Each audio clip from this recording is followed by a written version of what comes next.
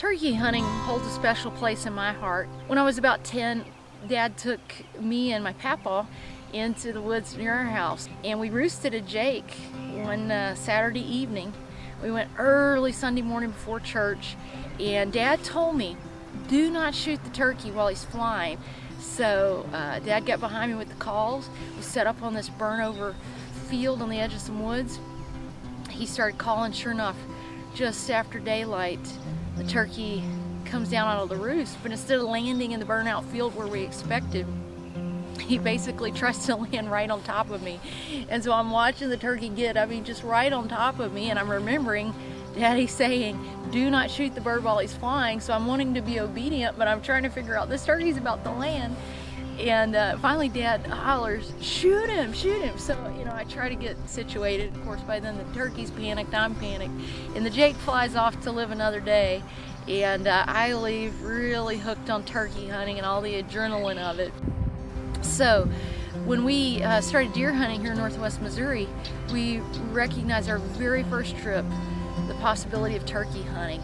In April 2 years ago, Dad and I went to scout out the one of the properties here, and one morning as we're just moving around, we hear a gobbler sound off. We get in position, and 3 gobblers come walking along the edge of this field.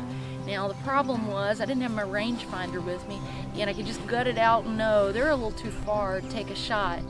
But wow, they were incredible.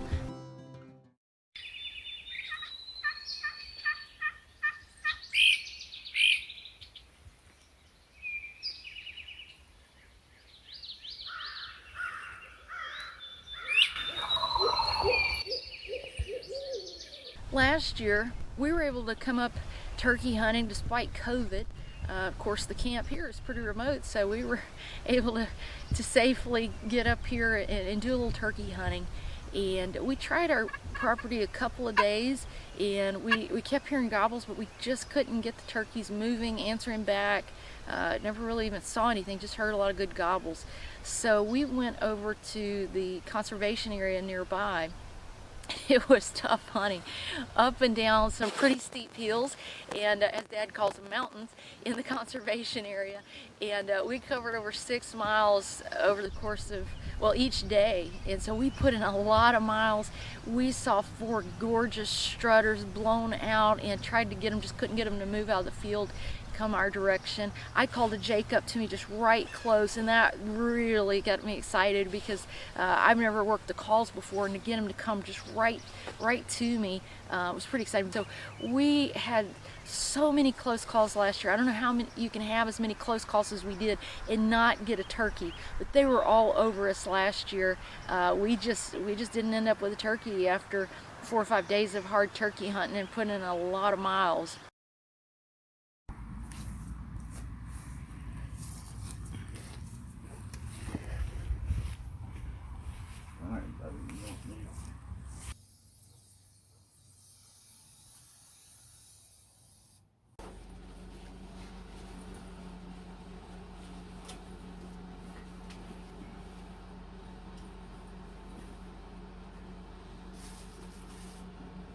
All right, here we are. It's our first day to get out and go turkey hunting, even though the season's been open a little bit. What time is it? It's 5 o'clock. And here we go. We're getting loaded up. We're gonna go find him this morning. Watch out, turkeys. Maybe on ours. And then the ones I heard was on that other far side from here. But what I think we do is go right down the bottom of this hill. Actually, we might ease up right on the edge of the hill and see if we can hear one somewhere. Problem is, if we go down there and hear one on Steve's, we're going to have to just try to call him to us. We ain't going to be able to go to him. Sure. And, all right, well, we need to get out there. Yeah, I guess so.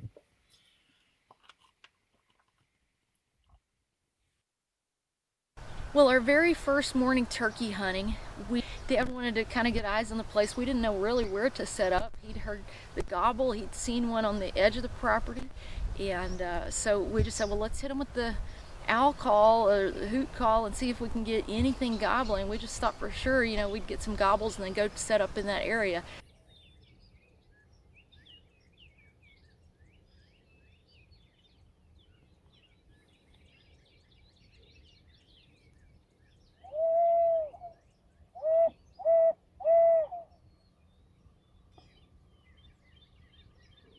But he hits the hoot call, nothing's happening. We move deeper in, nothing's happening. We keep calling and thinking any minute we're gonna hear a gobble and go in that direction, but there's nothing. We get to the edge of a creek crossing, the edge of a pasture, and as we're walking up that embankment, I spot a gobbler fanned out, moving from the edge of that field into the woods, and he's headed for the woods. He's gonna be there pretty quickly. We pull down, and Dad gets behind me and starts calling, but there's just nothing. We couldn't get him to gobble. We couldn't get him to answer, nothing.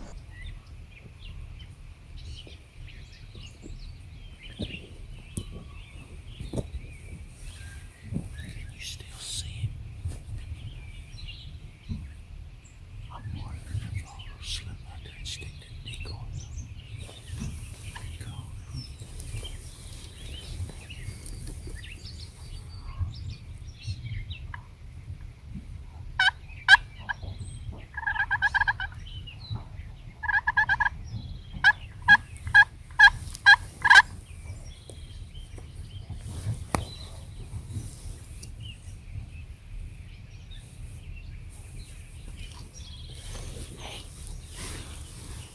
You use that tree as cover and stand up and see if you can see him.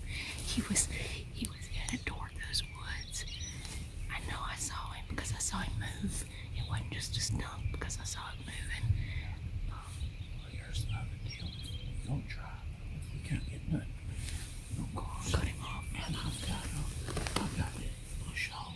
So we can cut him off if we need to. Our next field to where? Slip up and see if you can get eyes on him.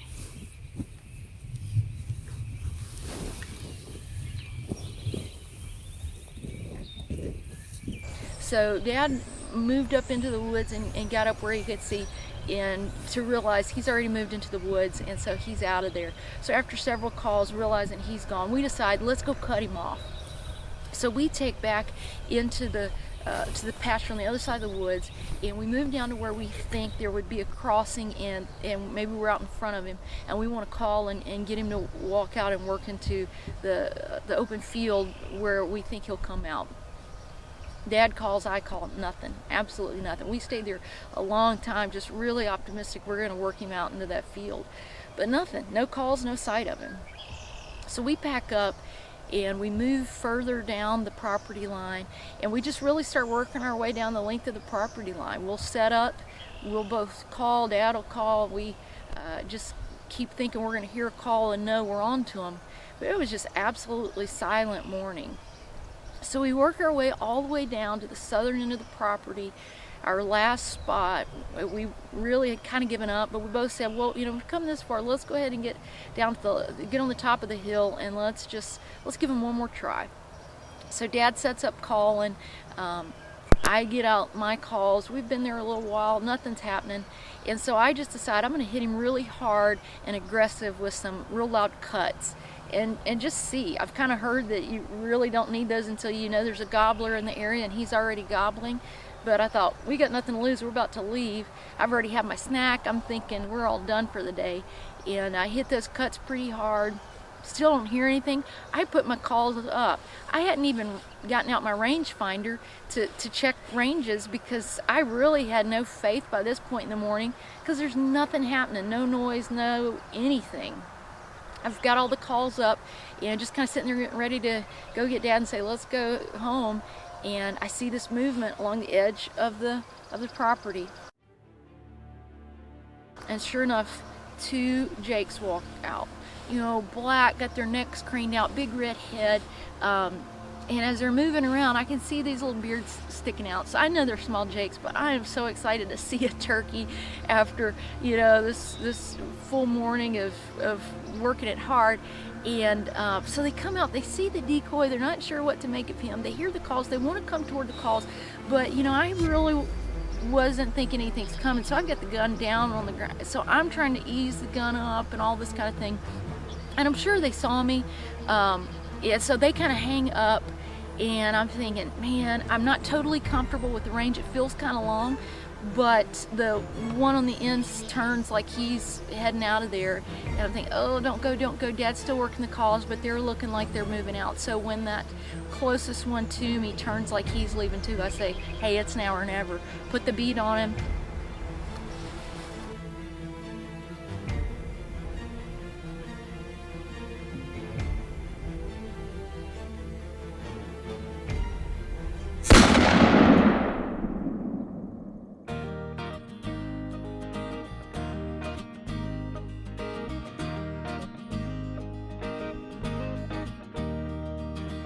Dad hops up. Of course, he didn't even know turkeys were out there. They never made a sound. So he hops up, he hears this gun go off, hops up, comes tearing over there, and we both see him down. We take off to him, and we're so excited. We got him, we got him, we got it done. You know, we're so excited. And get over him. Of course, I knew he was going to be small Jake, and so, you know, we kind of have a chuckle about that. But hey, after our third year of hunting them hard, we're so glad to have a bird down. We're having a great time celebrating.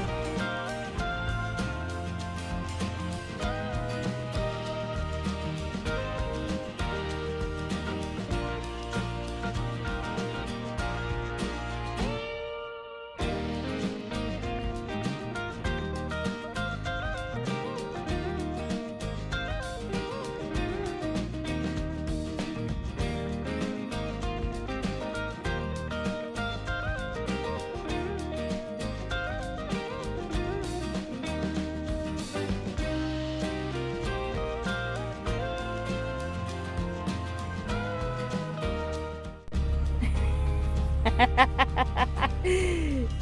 answered my prayer. Here we go.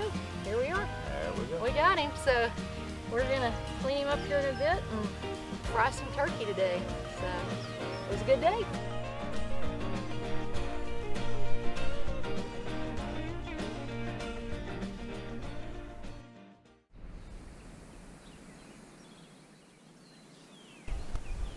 On day 2, we decided, let's go back after that gobbler. We'd had eyes on him, and we'd heard that gobble before I came, so we knew there's a gobbler in there. And so we got up really, really early, and we set up a pop-up blind the evening before in an area we felt like it was in that field we'd seen him, and it felt like it would give us some good coverage. We got out there, I mean, super early. It is really still very dark. After it gets pretty good daylight, we hear this faint gobble behind us. Now, it sounds pretty distant, but I'm so excited to hear a gobble. First gobble of the year for me. And so I'm saying, you know, should I get the calls out? Should we start calling? We hear a second distant gobble, and we think that turkey's a little far off, but I go ahead and start working the calls softly, and this gobbler sounds off right in front of us.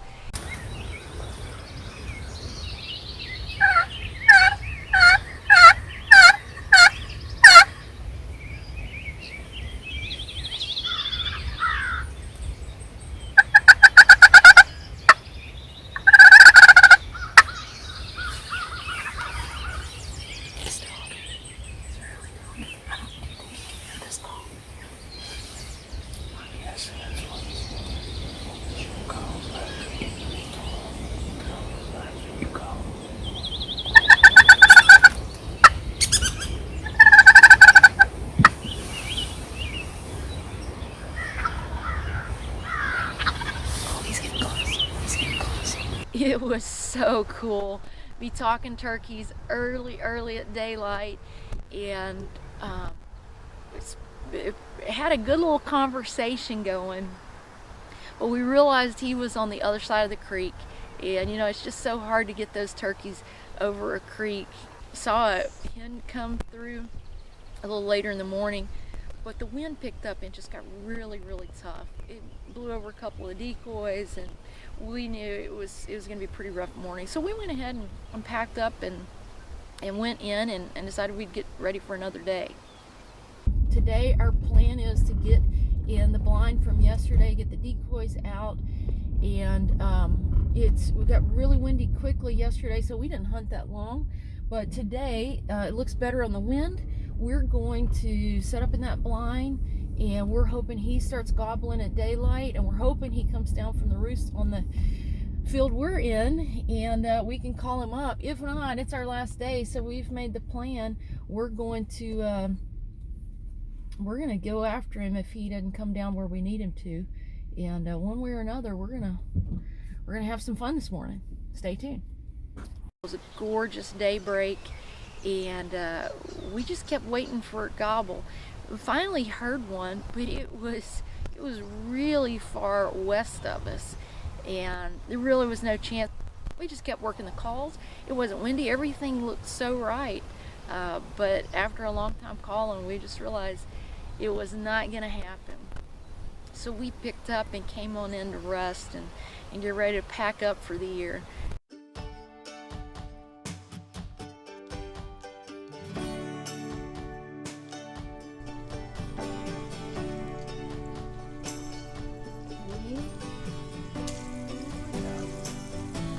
Oh yeah.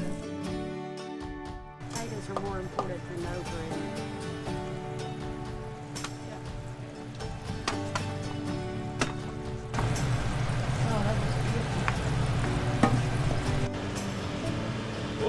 Yeah, good flavor, huh? Man's excited about it. It's just been such a great week. You know, the most important thing is always spending time with family. It's just a little extra bonus when, after a few years of really trying, reaching back all the way to a cool childhood memory of turkey hunting, we can say, hey, we got it done, first turkey down, and next year it's only going to be bigger and better. Okay, look at this way.